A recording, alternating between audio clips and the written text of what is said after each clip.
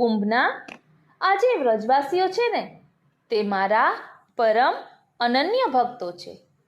આ ગ્વાલિનીઓ સાક્ષાત પ્રેમની મૂરત છે.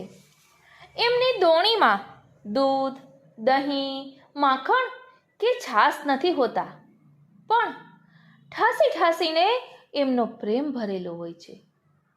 હું છાનો છપનો એમના ઘરે જાઉં અને એમની દોણીમાંથી છાશ માખણ ચોરીને આરોગું, એ દૃશ્યના દર્શન કરવા માટે એ લોકો દરરોજ મારું સતત સ્મરણ કર્યા કરતા હોય છે.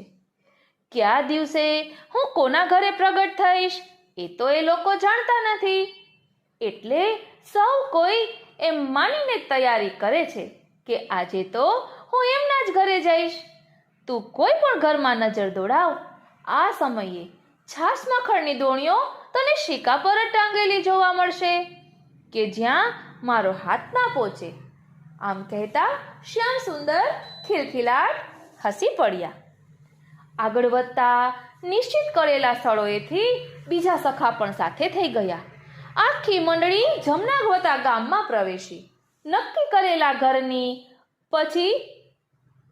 પાછળથી તેઓએ સૌએ પ્રવેશ કર્યો. પુરુષ વર્ગ તો ખેતરે ગયો હતો. ગ્વાલીને કંઈક ઘરકામ અંગે બહાર ગઈ હતી. બહુ સરસ મોકો હતો. સૌ સખાઓ પોતપોતાનું સ્થાન ગ્રહણ કરી લીધું. કોઈ દરવાજે ઊભો રહ્યો તો કોઈ બારીમાં, કોઈ લાલાની મદદે રહ્યો તો કોઈ પાછળ વાડામાં. કાર્ય આરંભાયું. દધી ચૌર્ય કલામાં નિપુણ લાલાએ દ્રષ્ટિ વધે માપી લીધું કે દોણીના શીકા કેટલી ઊંચાઈએ ઝૂલી રહ્યા છે.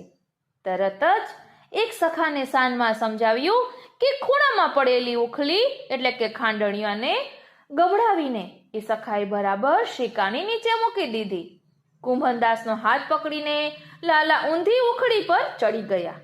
શીકામાંથી દોણી ઉતારવા બંને શ્રીહસ્ત ઊંચા કર્યા, પણ જરાક છેટું રહી ગયું.